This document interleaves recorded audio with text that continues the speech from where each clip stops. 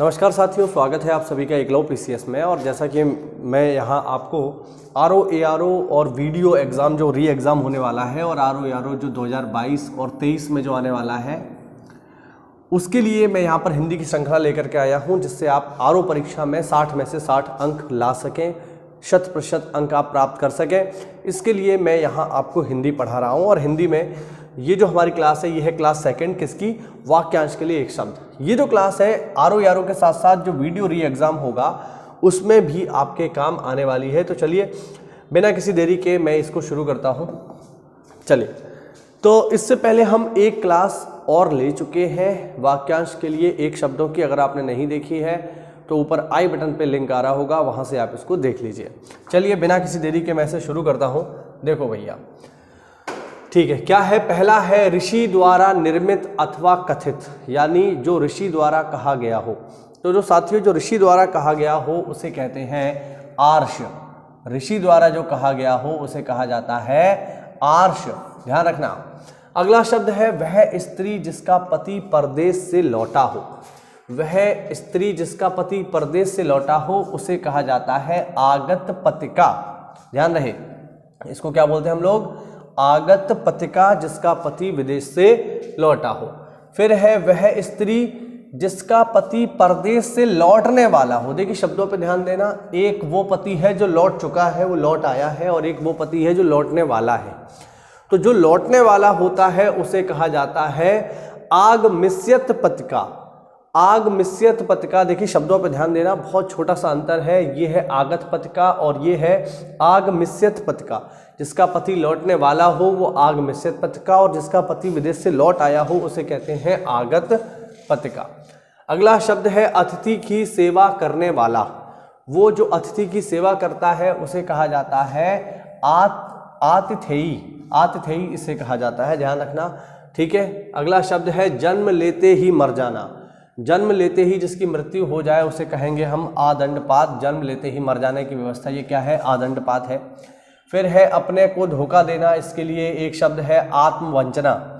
फिर है जो इंद्रियों को वश में कर ले उसे कहा जाता है इंद्रिय निग्रहवान। जो इंद्रियों को वश में कर ले उसे हम क्या कहेंगे? इंद्रिय निग्रहवान।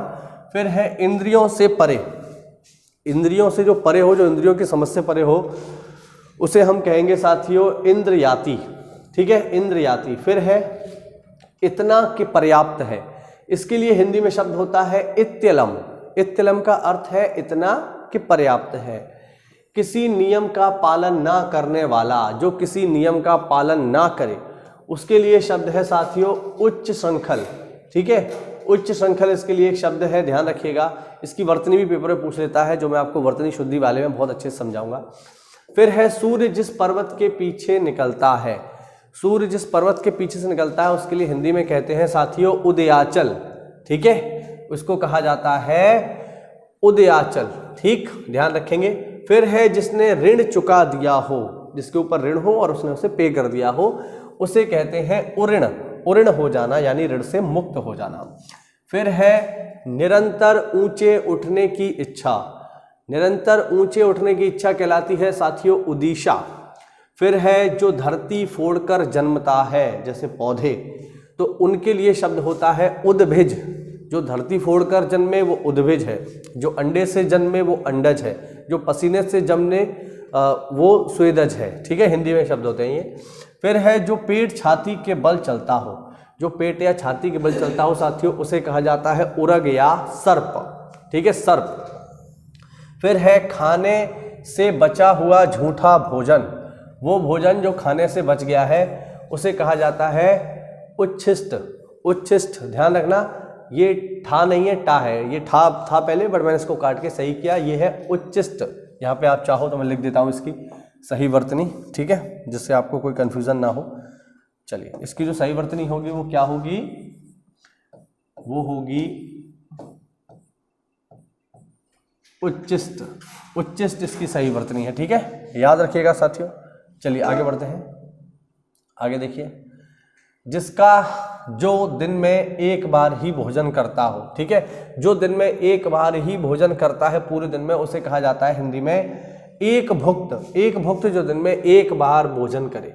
फिर है अपनी विवाहिता स्त्री से उत्पन्न पुत्र, अपनी विवाहिता स्त्री से उत्पन्न पुत्र कहलाता है औरस, ध्यान रखिएगा।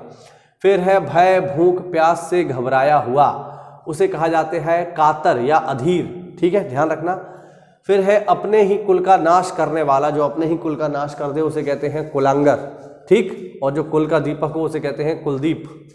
इच्छानुसार रूप धारण करने वाला, जो इच्छानुसार रूप धारण कर ले उसे हिंदी में कहा जाता है काम रूप, ध्यान रखिएगा, इच्छानुसार रूप धारण करने वाला कहलाता है काम रूप। फिर है जो मोल लिया गया हो, साथियों जो मोल लिया गया हो उसे कहते हैं क्रीत, क्या कहा जाता है, क्रीत, यानी जो खरीदा गया हो, ठीक है, हाँ। फिर है लाल कमल, लाल कमल को हिंदी में कहा जाता है साथियों कोकनद, कोकनद यानी लाल कमल। आगे देखिए, छोटों की सहायता करना, छोटों की सहायता करना कहलाता है साथियों कृपा, याद रखेंगे, छोटों की सहायता करना क्या कहलाता है, छोटों की सहायता करना कहलाता है साथियों कृपा, ठीक है, कृपा। फिर है जिसका जन्म छोटी जाति में हुआ हो, जिसका जन्म छोटी जाति में हुआ हो उसे कहते हैं अंत्यज, क्या बोलते हैं, अंत्यज, जिसका जन्म छोटी जाति में हुआ हो, ठीक है। तो ये है हमारे कुछ महत्वपूर्ण वाक्यांश के लिए एक शब्द, ठीक, और ये देखिए बहुत ही इंपॉर्टेंट है, जो बहुत ज़्यादा महत्वपूर्ण है, उन्हीं को मैं यहाँ लेकर के आया हूँ, ठीक है। छोटी छोटी क्लासेस में हम इन सभी को एक साथ कवर कर लेंगे। उम्मीद करता हूँ इसमें आपको कुछ नई चीज़ जानने को मिली होगी। तो ऐसा है तो वीडियो को लाइक करिए और चैनल को सब्सक्राइब करिए। मिलते हैं अगली क्लास में कुछ नए वाक्यांश के लिए एक शब्दों के साथ। अब तक के लिए जय हिंद, जय भारत, वंदे मातरम।